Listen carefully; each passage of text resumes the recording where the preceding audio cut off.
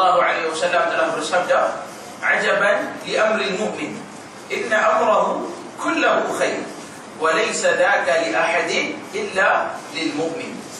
Kata baginda sallallahu alaihi wasallam. Hadis ini sangat menarik sebenarnya tuan-tuan. Kalau kita hayati dan juga kalau kita perhalusi dengan begitu terperinci. Baik. Dalam hadis ini baginda sallallahu alaihi wasallam telah bersabda, "Ajaban li amril mu'min." Sungguh unik urusan orang mukmin ini. Inna amrahu kullahu khair. Sesungguhnya setiap perkara baginya semuanya adalah baik. Wa laysa dhaka li ahadin illa lil mu'min. Dan perkara ini tidak berlaku melainkan kepada orang yang beriman. Baginda sallallahu alaihi wasallam sifatkan yang kata orang yang sentiasa rasa urusan dia baik ni adalah hanya yang akan berlaku kepada orang-orang yang beriman. In asabathu sarra syakar fakana khairan lah, wa in asabathu dharra sabar fakana khairan lah. Dalam hadis ini Nabi sallallahu alaihi wasallam kata, sekiranya dia dikurniakan dengan kesenangan, dia akan bersyukur, maka itulah yang terbaik baginya. Dan sekiranya dia ditimpa dengan kesusahan, dia bersabar, maka itulah yang terbaik baginya. So, ini keadaan orang yang beriman. Dan hanya orang yang beriman sahaja yang akan berada dalam situasi seperti ini. Maknanya, kalau dia ditimpa kepada dia dikurniakan nikmat, anugerah daripada Allah, dia akan bersyukur. Kalau sekiranya dia ditimpa dengan musibah, dia akan bersabar. Dan semua urusan baginya adalah baik berlaku. Dan benda ni cakap memang mudah, tapi bila kita ditimpa dengan ujian dan juga musibah tersebut, pada ketika itulah baru kita akan tahu sejauh mana tahap iman kita. Kita kadang duduk sihat elok, tiba-tiba kebak dekat mana 4 fajar ke, macam semalam ada kawan saya seorang bisyarah di UAE. Umur lebih kurang tua sikit daripada saya. Ada conference waktu di UN. Tiba-tiba dah kebak, pingsan. Pergi di hospital, cek dan sebagainya. Rupanya dia kena serangan jantung. Umur lebih kurang dia pun orang yang cergas juga sentiasa rajin juga bersukan tapi diuji oleh Allah Subhanahu wa taala dengan ujian tersebut. Dan hakikat sebenar-benar iman kita tidak akan kita ketahui melainkan apabila kita diuji oleh Allah Subhanahu wa taala. Jadi sebab itu macam saya sebut tadi, nak ceramah dekat orang benda ni sedap. Tapi ujian sebenar apabila benda tu ditimpa ke atas diri kita. Sama ada orang kita sendiri sakit ataupun orang yang paling dekat dengan kita dia sakit. Suami kita ke kena kanser apa tak tahu isteri kita ke kena penyakit macam-macam Jadi pada ketika itu barulah kita sedar di mana kedudukan iman kita. Kerana orang yang beriman bila ditimpa ujian dan juga musibah, pertama dia akan sabar. Dan baginya dia nampak bahawasanya ini ada hikmah di sebaliknya. Dan Allah Subhanahu wa taala sedang memuji.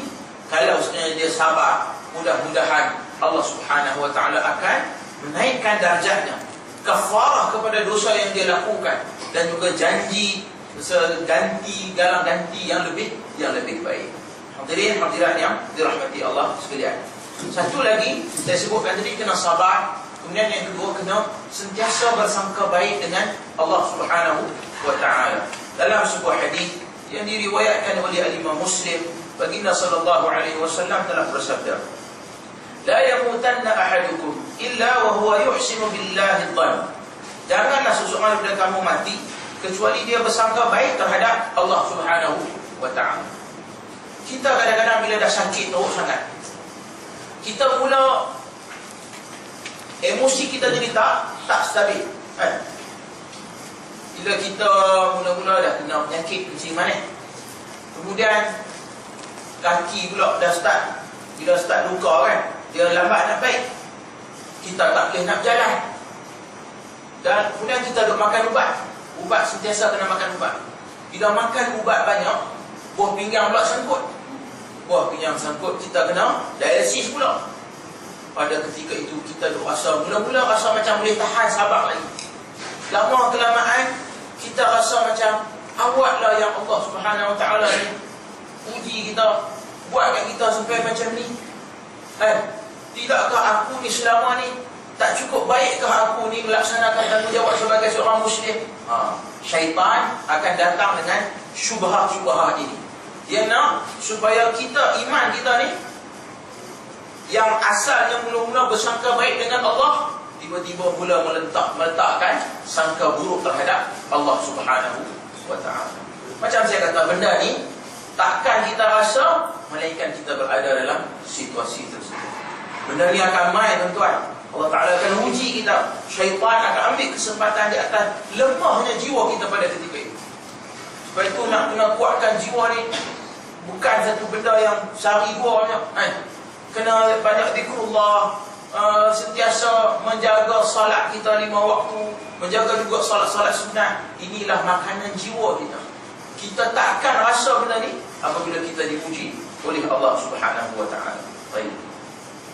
Kemudian, apa lagi kewajipan pesakit? Antaranya adalah dia dilarang mengharapkan kematian ketika menghadapi kesakitan yang teruk. Maknanya, bila kita dah terlalu sakit, kadang-kadang sampai ke tahap kita kata, biar aku mati pun tak apalah. Kadang tuan-tuan, bila kita ziarah orang-orang yang sakit, kerana di hospital dah terlalu lama sakit, ataupun dah pihak hospital pun tak boleh nak buat apa dah, dia suruh kita bawa balik. Jadi kadang-kadang dia duduk saja-saja, dia akan kata kita, aku ni duduk nyusah hampa lah. Kadang-kadang orang tua kita kan, dia akan kata, aku ni duduk nyusah hampa lah. Biar aku mati, hampa tak teruk belah aku. Kadang-kadang dia keluar kataan-kataan seperti ini. Kita pun tak boleh nak kata dekat dia, sebab kita tak duduk di tempatnya. Kita tak uji seperti mana dia diuji. Jadi sebab itu kita kena nasihat kat dia. Kita kena suruh dia sabar. Dan kita dengan anak perempuan Melayu kita lah, tak nikah. Dia ni budaya dia bila main nikah, dia akan pakai kot, kan, kot semua satu suit ni dengan bow lah, apa benda kan. Jadi dia pun main lah masjid kita dengan pakai betul lah nak akad nikah. Tu imam kita tengok, yang ni macam mana nak nikah ni, Islam ke tak ni kan. Imam kita kata, ni tak boleh nikah ni. Balik pergi salin, baju Melayu, pakai songkok, pakai baju Melayu, pakai serabat. Sebab kalau tak pakai ni, tak boleh nikah. Saya tak mahu tak nikah. Kawan tu dah tempah suit semua, dah berapa lama dah apa. Dan nak pakai pada hari dia menikah. Tiba-tiba kita suruh buat itu. Ataupun Ramasani, masuk Islam. Main di masjid kita dengan baju kurta tu, dengan selendang macam ala Shah Rukh Khan pelakon Hindustan kan. Main tu gaya dia tu kita kata kadang ni tak boleh ni. Adik-adik pakai baju Melayu, songkok nombor, biar berapa, tak boleh. Kalau tak pakai tu, tak boleh dekat nikah. Sedangkan adakah pakaian itu untuk dalam Islam? Ataupun Islam ni sebenarnya tak main dengan satu pakaian yang khusus. Sebaliknya Islam main dengan paduan berpakaian. Mana pakaian kena bentuk aurat. Kalau dah dia pakai lagu tu, bentuk aurat lah, bentuk aurat, pakai, tak ada masalah. Selagi mana pada pakaian itu tidak ada lambang agama. Contohnya dia main dengan pakai baju Tok Sami ke, ataupun baju Padri ke, itu tak boleh lah. Tapi kalau dengan pakaian asal, budaya dia begitu, takkanlah kita nak kata tak boleh pada dia. Lepas tu dia pula duduk depan kita nak akad nikah. Kita pun mula start tanya dia macam kita start interview dah. Saya ni nak tanya, isteri Nabi ni ada orang. Tuan-tuan jaga orang main. Saya pergi akad nikah, mana akad nikah sepupu saya di balik pulau. Adalah satu masjid di balik pulau. Kawan tu saya tengok ada petang tu lah. Tangan tu sejuk bila kita salam. Lah ni punya trend pula, akad nikah ni kena ada mic. Dia pula letak macam sofa elok-elok apa semua tu, ada mic. Dia akan untuk imam pun bukan mic. Soalan yang pertama. Tanya, apa isteri Nabi ada orang? Iya kan? Mana nak tahu nak ni kan? Tak pernah lu baca dan sebagainya. Dan kalau pun dia baca, hari tu memang tak ingat kan? Dah tak lepas, tak boleh jawab. Bayangkan bila tak boleh jawab, tanya kena mic. Adik-adik semua pakai mic, bagaimana mic? Dah malu dah Tuhan. Lepas tu tanya pula, tolong baca istighfar. Dia pun doa, Allahumma salli ala Muhammad. Betul dah kat situ. Salah dah. Dah lah tak ada talian hayat dan tak ada lagi apa-apa option yang lain. Jadi keadaan dan dua suasana tersebut tak membantu diri dia. Dia ditanya dengan pelbagai soalan yang bertubi-tubi. Maka dia pada ketika itu akan rasa down, sangat-sangat down. Mai akad nikah pula. Akad nikah, aku terima nikah Jamilah binti Ramli dengan mas kahwinnya RM100 tunai. Dia pun jawab, aku terima nikahnya Jamilah binti Ramli dengan mas kahwinnya RM100 tunai. Tanya saksi, saksi kata tak sah. Kenapa tak sah? Aku terima nikahnya. Dia kata nya tu tak boleh sebut. Aku terima nikah saja. Dia kata oh kacau pula. Saksi dia ni mungkin ada masalah sikit dari segi bahasa Melayu.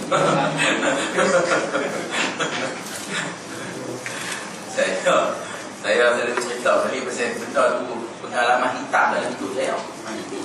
Pasal saya kenal dengan saksi tu.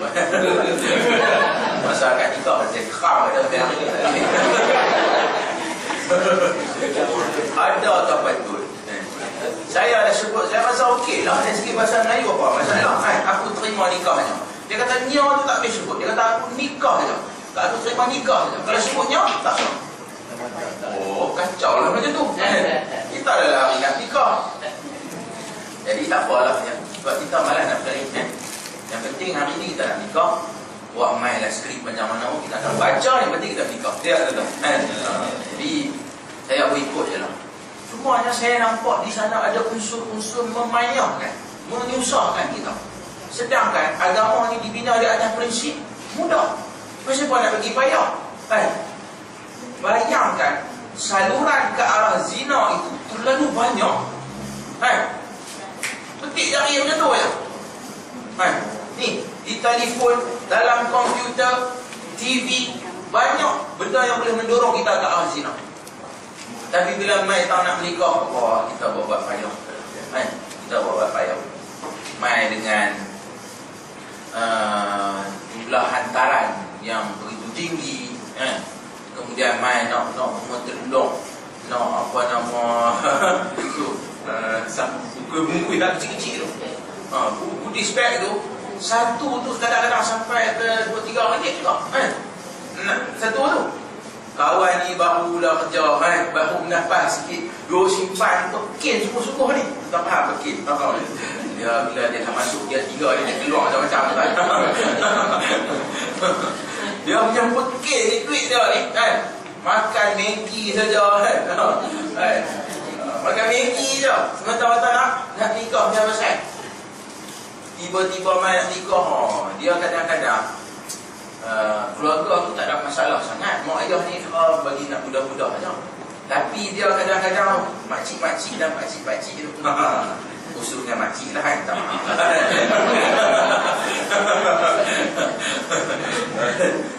Dia punya suggestion tu macam-macam. Dia kata sepatutnya tak boleh dulu ni. Dia orang tak buat dulu ni. Kita kata nak ingat nak buat satu sudut saja di rumah tu, kerusi, letak bunga-bunga sikit-sikit. Dah lah nak abang nak ambil gambar adik-beradik. Dia pun kata tak boleh. Kita dalam keluarga kita ni mana ada buat lagu ni. Dia dah meramai. Dia kata yang ni kita 7 keturunan. Tak tahu mana. 7 keturunan kita mesti kena ada tu. Dengan pentas, dengan pelaminya, dengan lampu lilah, dengan asap-asap main Allah. Semua mesti ada. Kalau tak ada ni tak boleh nikah, tak boleh. Kok mana pun hang nak cari juga sebenarnya. kita ada ingat bilik tidur kita ni, bilik tidur pengantin, dia adalah privacy. Kita ada ingat, biarlah bilik tidur tu bilik tidur kita. Jadi orang lain tak payah masuk bagi itu. Jadi kita beli cadar elok-elok sikit-sikit biasa-biasa, sudah lah. Oh, makcik main juga bilang dah. Ni pasal bawa bilik tidur tak siap apa lagi? Ha? Mana pergi cadar hak renda-renda, hak kilat-kilat tu mana?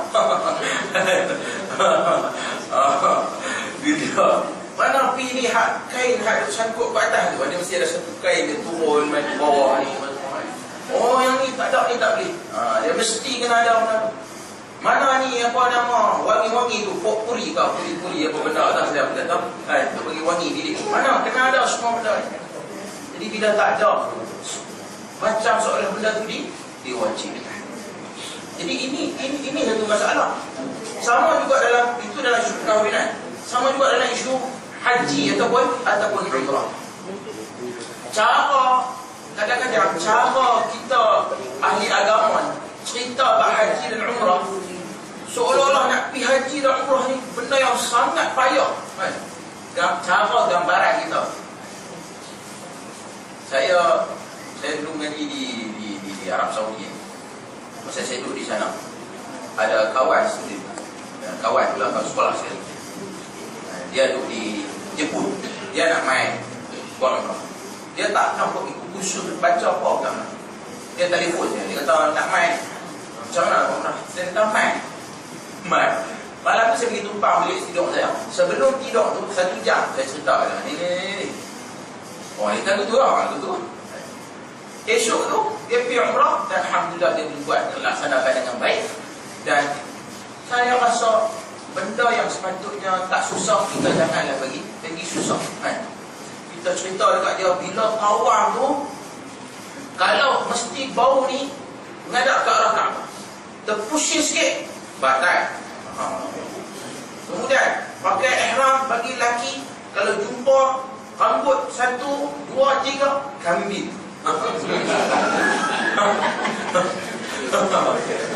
Bicara kita tekak dekat dia bayar apa bayar. Jadi duk senyap gitu kan. Dalam bilik hotel, orang tanya hang ni pasal apa? Aku nak tanya aku. Senyap. Bayar bimbang bergerak banyak, sagi pula luruh rambut ke apa dan sebagainya. Dia jadi begitu kan. Sedangkan asalnya benda kalau gugur dengan sendiri kan, bukanlah disebabkan kita yang cabut ataupun gunting, itu tak ada masalah kan. Islam ni mudah saja kan. Bukanlah menyusahkan kita sampai kata tawaf di Baitul Haram. Tengah-tengah tawaf, dia orang tertolak kita. Kita pusing kita sikit. Tak ada tak apa tu dia tak boleh. Percaya dah tuan. Satu orang hamba Allah pernah telefon saya di depan-depan Kaabah tengah-tengah malam. Saya di tengah malam. Di sana dia siang. Dia telefon saya tengah malam. Saya pergi tidur dengan mamu ni, ustaz. Tolong saya tanya pasal apa? Saya ni duduk depan Kaabah. Dah kata bagus. Dia kata saya ni, kawan saya kata tawaf saya hak pusingan hak kedua tadi tak sah. Saya kata apa? Saya apa? Tak, saya dia orang tu ramai-ramai tolak. Saya terpusing sikit daripada tu. Dan kawan saya kata, ustaz kata yang kalau terpusing je tak sah. Saya kata nanti satu benda bukan di dalam kemampuan kita dan bukan sengaja. Kita ditolak begitu. Nak buat macam mana? Saya kata tak apa, teruskanlah tawaf, tak ada masalah. Yakin tawaf tu sah insya-Allah, tak ada masalah. Jadi kadang-kadang cara dan juga approach kita dalam hal isu-isu agama ni, cara kita present agama ni macam susah. Sehingga sama ada orang Islam sebenarnya ataupun orang bukan Islam, dia makin jauh dengan agama. Mungkin juga ada orang Islam yang dah lama dah tak hidup dengan cara Islam, nama saja Islam. Tiba-tiba satu hari dia nak jadi orang yang lebih baik, dia nak berhijrah. Kita main dengan cara pendekatan dengan macam-macam yang payah, akhirnya dia pun rasa kita cari hal lain lah, mana lebih mudah sikit. Itulah kadang-kadang membawa kepada berbagai masalah dalam agama. Sedangkan prinsip dalam agama ini memudahkan bukannya menyusahkan. Baik. Hadirin hadirat dirahmati Allah sekalian. Baik. Dan sebab itu ulama Islam menggariskan beberapa kaedah fiqh yang menggambarkan kemudahan ajaran Islam.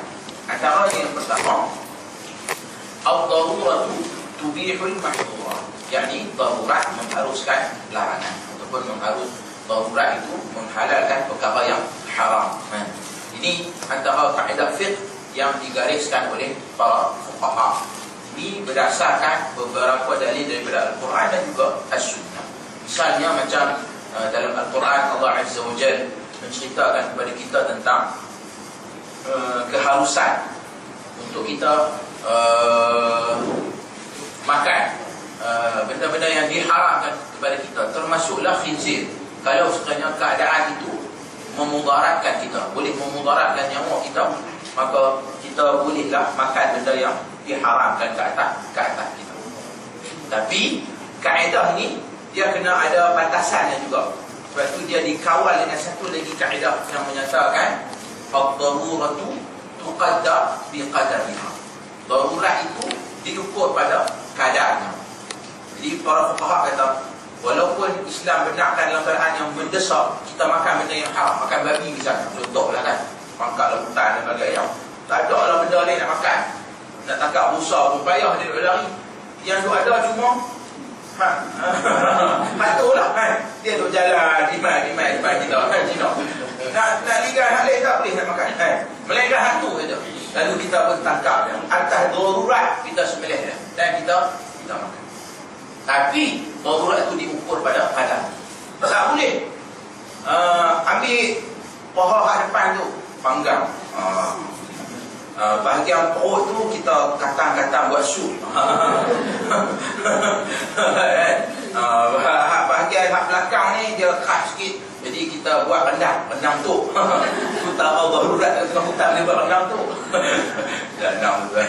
Lepas tu tapau lagi kuat atas kan. Bubur apa semua, nasi semua siap semua. Dalam perjalanan tapau untuk dalam perjalanan. Ni tak boleh. Sebab itu kaedah kata darurat itu diukur pada kadar. So pada kadar yang dibenarkan, yang nak menghilangkan darurat tadi, pada takat itu saja yang dibenarkan untuk kita.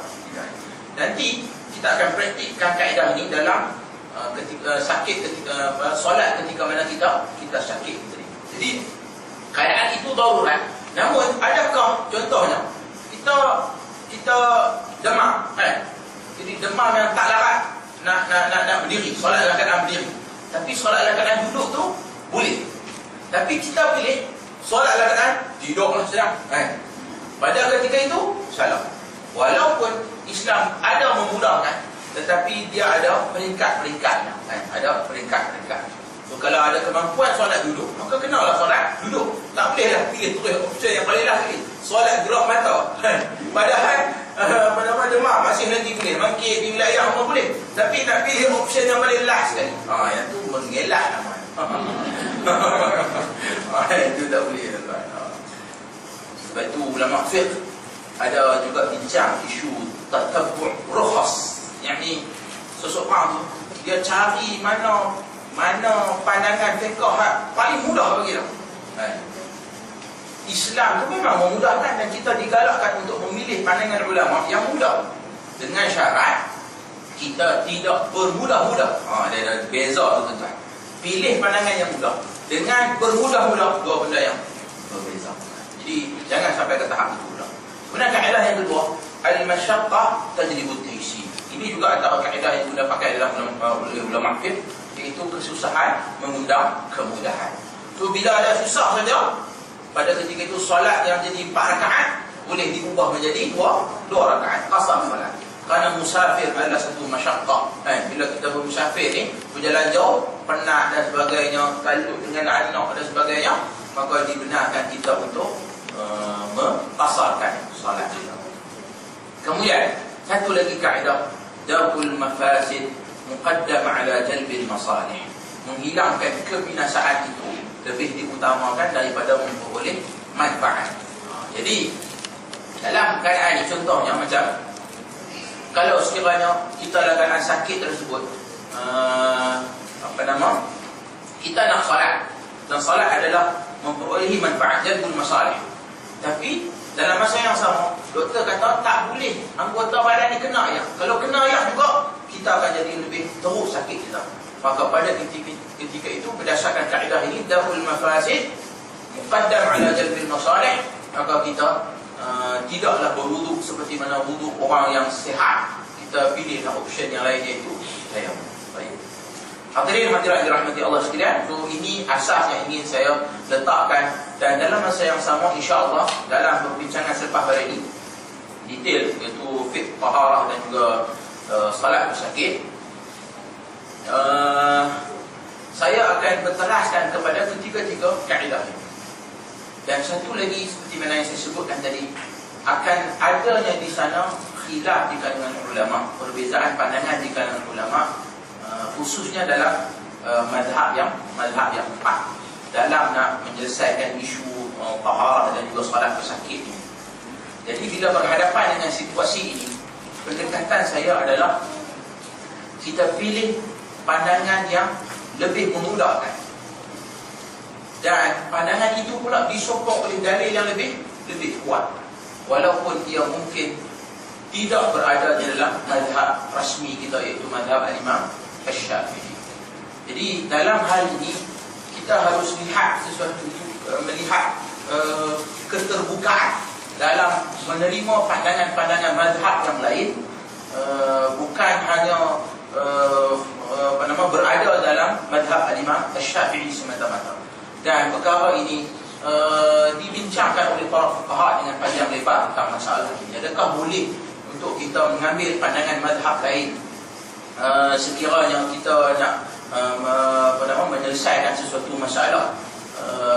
Banyaklah ulama yang membahaskan isu ini. Saya tertariklah dengan pendekatan yang dibawa oleh beberapa ulama kemudian, yang misalnya macam Dr. Yusuf Al-Qaradawi, begitulah juga Dr. Wahbah Zuhaili, dan juga beberapa ramai lagi tokoh-tokoh moden pada zaman ini, yang mana kecenderungan mereka adalah untuk kita bukan sahaja tertakluk dengan pandangan satu mazhab sahaja, kita juga melihat pandangan dalam mazhab yang lain,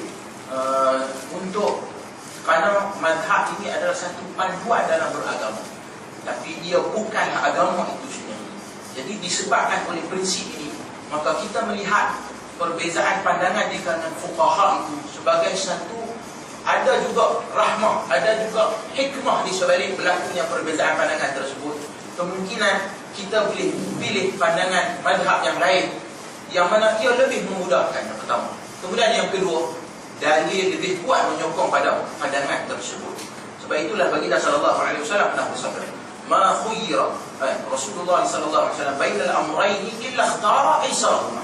Baginda sallallahu alaihi wasallam tidak pernah memilih antara dua benda, dua perkara, melainkan baginda akan pilih mana yang lebih mudah. Jadi sebab itu berdasarkan prinsip agama yang mudah dan sebagainya, kita pilih pandangan yang mudah selagi mana pandangan itu berada dalam empat mazhab yang muktabar di sisi Ahlus Sunnah wal Jamaah. Sama ada mazhab Imam Malik, ataupun Syafi'i, ataupun Abu Hanifah, ataupun Ahmad bin Hanbal.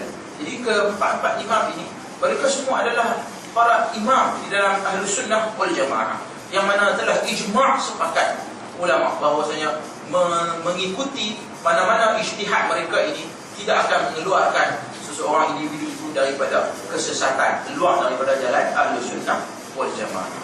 Jadi sebab itu approach saya, itu pendekatan saya dalam hal ini. So kemungkinan nanti saya akan bawa pandangan dalam mazhab yang lain, kerana itu lebih memudahkan. Baik.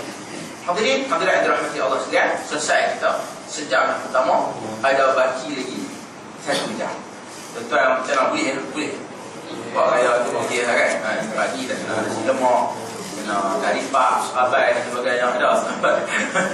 Nak buat gaya tu dah okey dah tu. InsyaAllah kan, kopi, bol dan sebagainya nak buat boleh. Okey? Boleh tak?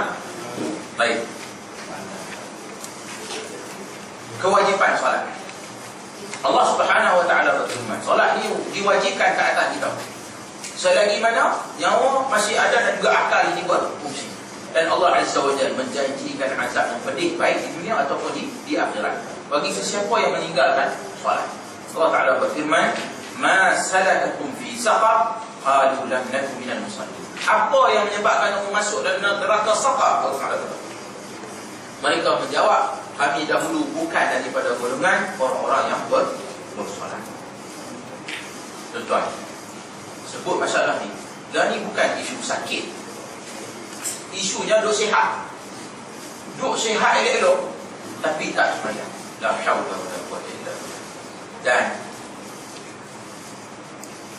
mula yang pengalaman kita jumpa hak muda, sihat, umur dah 18, 19, 20 kan, student pelajar kan. Bila kita suruh dia buat praktikal sembahyang sikit, tak tahu nak baca apa pun tak tahu kan. So, bila kita tengok keadaan itu, kita tanya dia, first kali macam mana kita boleh tahu? Kita suruh dia baca Fatihah kan, dia tak boleh baca, maka itu menunjukkan bahawasanya dia tak solat. Itu satu benda yang simple kan, untuk kita tahu. Dan bila kita tanya-tanya kepada dia, dia kata dia memang tak sembahyang. Mungkin dulu masa sekolah duduk dengan mak kan, mungkin mak suruh juga sembahyang juga sikit sekali. Dah ni dah tak solat. Satu lagi, orang yang dah berusia sampai dah umur 60, 70, ada lagi yang tak sembahyang kan. Duduk di kedai kopi, duduk main dam kan, maghrib tadi. Tapi tengok di kedai-kedai main maghrib tu lah yang balik ramai orang duduk di kedai. Dan kita heran, kedai dengan tak ada tempat solat dan sebagainya, kemudian dia boleh duduk tu sampai isyak. Kita boleh nampak benda ni bila? Bulan puasa. Kita tengok bulan puasa, cuba tuan-tuan mungkin pergi buka puasa dekat luar kan, tempat tu tak ada surau tu solat. Tapi tuan-tuan dah solat siap-siap, dia masuk sembahyang, masuk waktu solat dan sembahyang, kena tuan-tuan pergi di kedai makan. Dan tu tengok di kedai tu, berapa ramai orang kita yang duduk di kedai tu. Dia duduk buka puasa daripada awal lagi sampai dah masuk sampai isyak, dia duduk lagi di situ.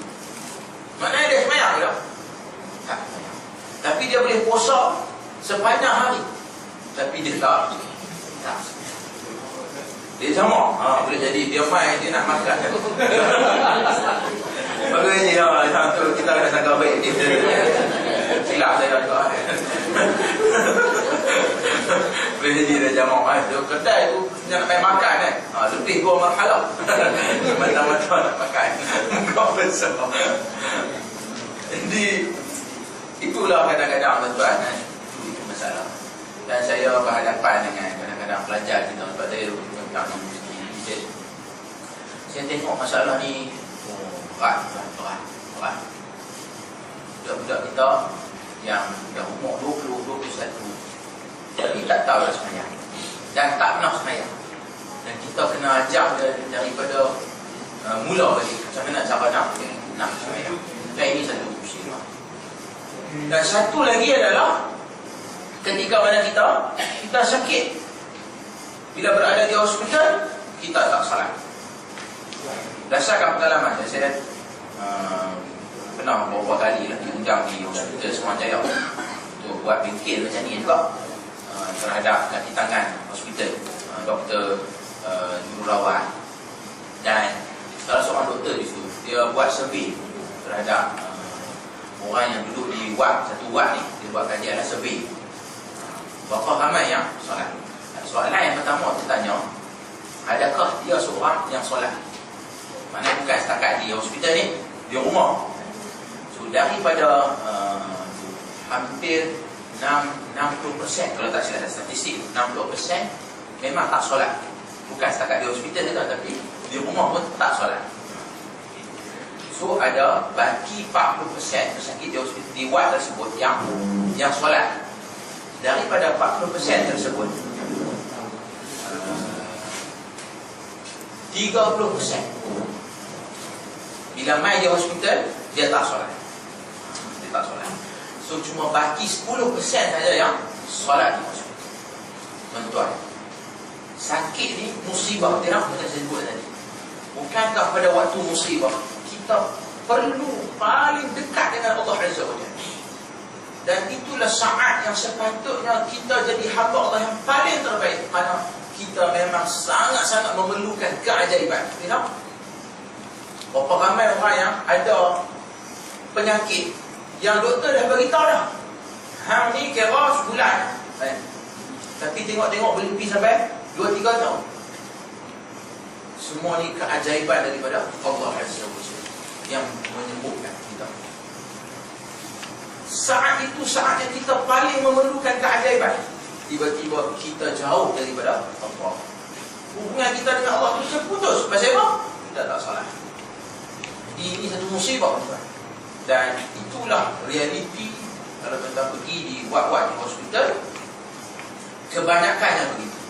So dalam questionnaire tu dia ada nyatakanlah apa sebab kenapa tak solat tu. Antara yang dia bertulis tak tahu macam mana nak solat kan.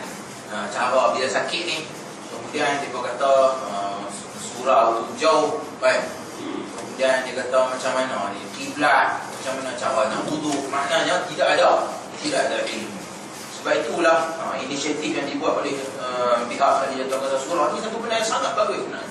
Tuan-tuan, kita mesti sihat, kita belajar benda tu supaya kita tak tahu bila masa kita akan duduk di atas katil di hospital. Lalu kita bila kita ada ilmu, kita akan mengamalkan ilmu yang kita tahu. Jadi satu lagi tuan-tuan, dalam masalah solat ni khilaf di kalangan ulama tentang hukum tarikus solat, yakni orang yang meninggalkan solat. Dalam masalah ini berdasarkan hadis ini, al-'ahdu alladhi bainana wa bainahum as-salat wa man tarakaha faqad kafar. Garis pemisah antara kita dan mereka yang orang kafir adalah solat. Siapa yang meninggal solat maka dia telah kafir. Hadis riwayat Tirmizi. Hadis ini bincang panjang di kalangan ulama sehingga Ibn Qayyim ada tulis buku khas nak bincang tentang masalah hukum tarikus solat, yakni hukum orang yang meninggalkan salat. Walaupun di sisi jumhur ulama mereka kata kafir di sini adalah kufur nikmat. Kemudian yang kedua, dia tidak akan seperti kepada kufur millah, yang keluar daripada Islam selagi mana dia berpegang salat itu masih lagi wajib. Kalau dia kata salat itu dah tak wajib dan orang dah tegakkan hujah kat atas dia, dah bagi nasihat, dia masih kekal dengan jawapan tersebut, maka dia adalah murtad, keluar daripada Islam. Namun di sisi mazhab Hanbali dan juga majoriti ahlul hadis, mereka pegang bahawasanya orang yang tinggal sembahyang dengan sengaja, malas dan sebagainya, kafir, keluar daripada Islam. Ini berat tuan. Ini cukup berat. Cerita dia cukup berat. Dan kalau tuan-tuan tengok fatwa-fatwa sebahagian ulama, macam di Arab Saudi, mereka fatwa rasmi adalah mazhab Hanbali. So mereka pegang fatwa ni. Pernah satu orang perempuan tanya soalan dekat Syekh, suami saya tak solat. Saya dah nasihat dia banyak kali dah, suruh dia semayang. Saya dah buat macam-macam pendekatan yang lembut, yang keras dan sebagainya, semua dah buat. Nasihat dia suruh dia semayang, dia tak mau semayang. Apa kata Syekh? Syekh kata, balik ke rumah orang tua, jangan duduk dengan dia kerana dia adalah kafir. Saya dengar tu. Ini bukan cerita main-mainnya tuan. Jadi saya nak abang bagi bahawasanya ada ulama yang berpandangan sedemikian dalam mazhab 4, salah satu dalam mazhab 4. Jadi ini satu benda yang kita tak boleh ambil ringan. Berapa ramai tuan-tuan hari ini orang perempuan yang mengadu masalah suami dia tak mau semayang dan dah buat setiap macam-macam usaha. Begitulah juga berapa ramai suami yang mengadu yang isteri dia tak mau semayang. Jadi pun begitu tuan-tuan, kita tetap memilih pandangan jumhur ulama dalam hal bahawasanya mereka ini tidak kafir kufur billah selagi mana mereka beriktikad solat wajib, tapi dia ni malah, tapi dia tetap fasik. Fasik maknanya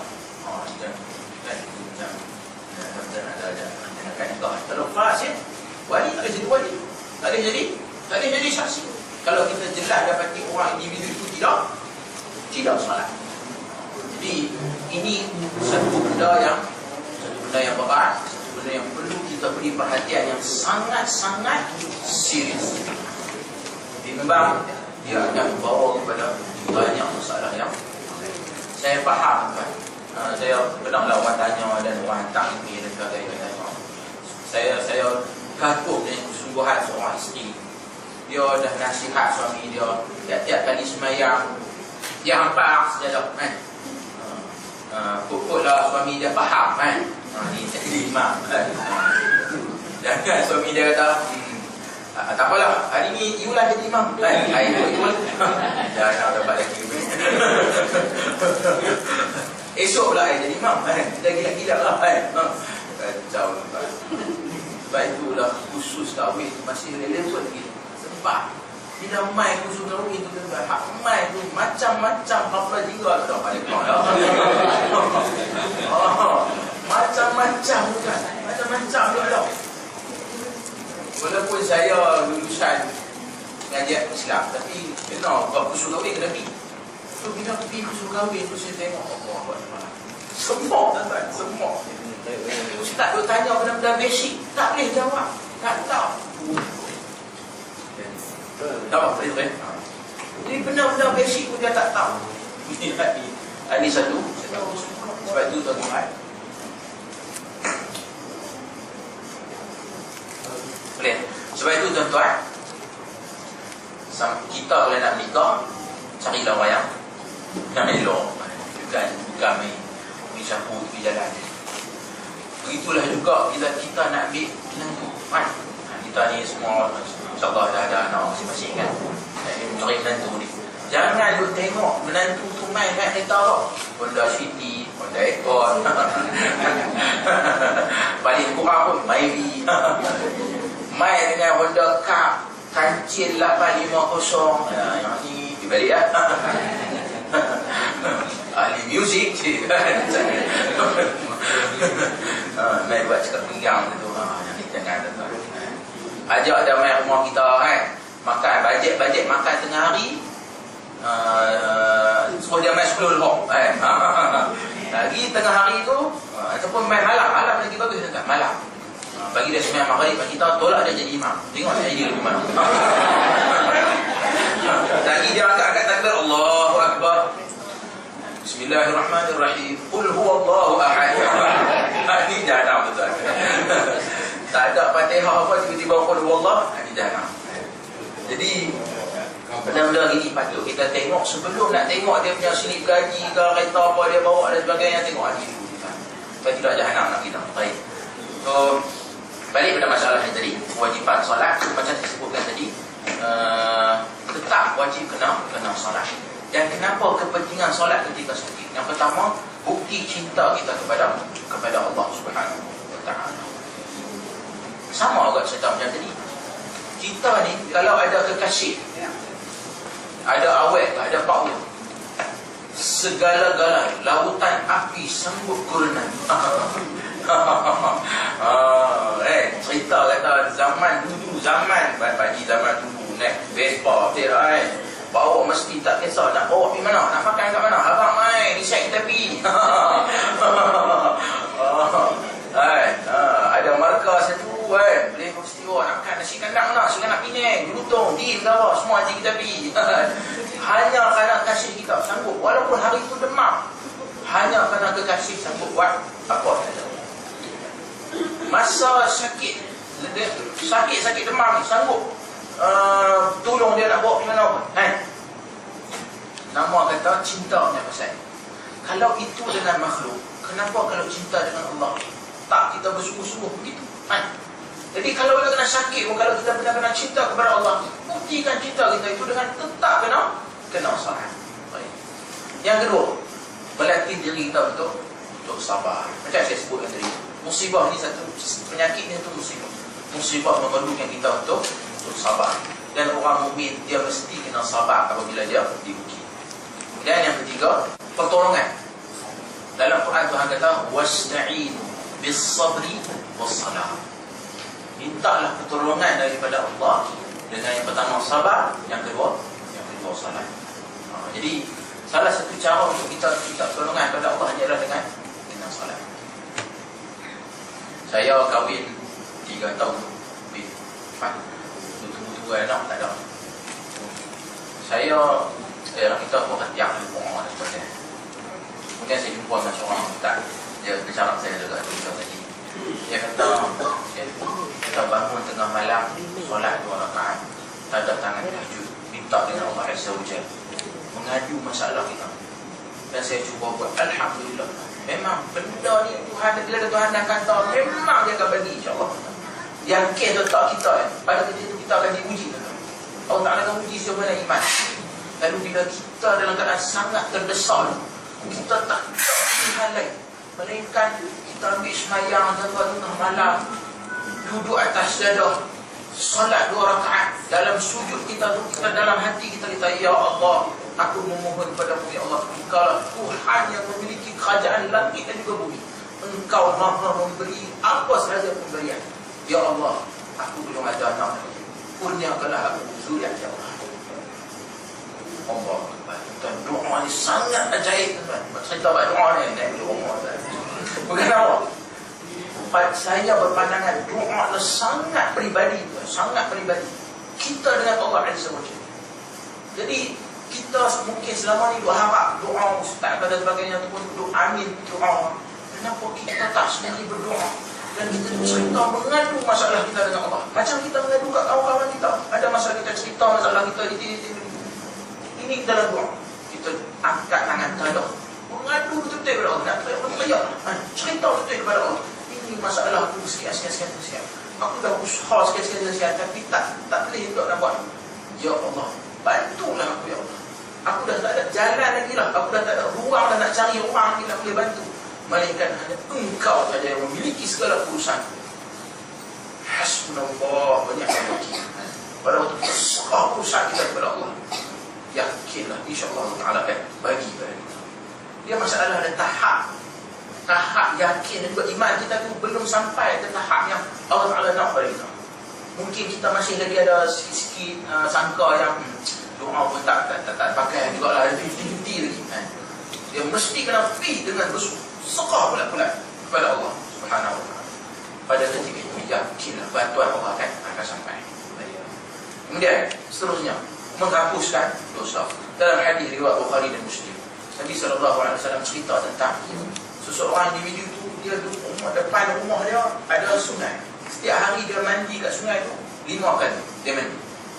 Jadi Nabi kata, kalau itu perumpamaan orang yang solat setiap hari 5 waktu, bukankah orang yang mandi setiap hari di depan rumah dia ada sungai, dia akan menghilangkan segala kekotoran pada diri dia? Nabi kata, begitu jugalah orang yang salat setiap hari 5 waktu dengan sempurna, nescaya Allah ukur segala dosa-dosa yang dia lakukan. Subhanallah, luasnya rahmat Allah Subhanahu wa Taala. Kemudian salat ini memberikan ketenangan jiwa. Orang yang sakit duduk di hospital, jiwa kacau tuan. Jiwa kacau pasal apa? Kita duduk tengok kawan sebelah duduk merau sakit dan sebagainya. Sekali kita tengok kawan sebelah, dia punya geram tu duduk tek. Kita tarik. Allahu Akbar. Tu tak masalah mana. Tadi tu bunyi tek kita tahu tak apalah. Sedap. Tiba-tiba tek sekali gitu. Allahu Akbar. Mungkin kalau pani aku. Jiwa kita jiwa kacau. Dan kita doa kepada Allah. Kita salat. Kita doa minta Allah Ta'ala sembuhkan penyakit kita. Sebab tu pada saat yang sangat, dia bila salat ni dia memberikan ketenangan pada jiwa, membuat pada jiwa. Baik. Dan yang seterusnya, solat ni mengingatkan kita pada mati. Sebab bila kita solat waktu kita sakit, pada waktu tu kita akan ingat bahawa mati, sakit ni boleh jadi mati. Maka bila kita tetap solat, dia akan mengingatkan kita pada mati dan kita lebih dekat dengan Allah Subhanahu wa Ta'ala. Baik. Dia punya panjang, baru nak masuk taraf sakit tu. Kita dah setengah jam. InsyaAllah saya cuba. Minta maaf.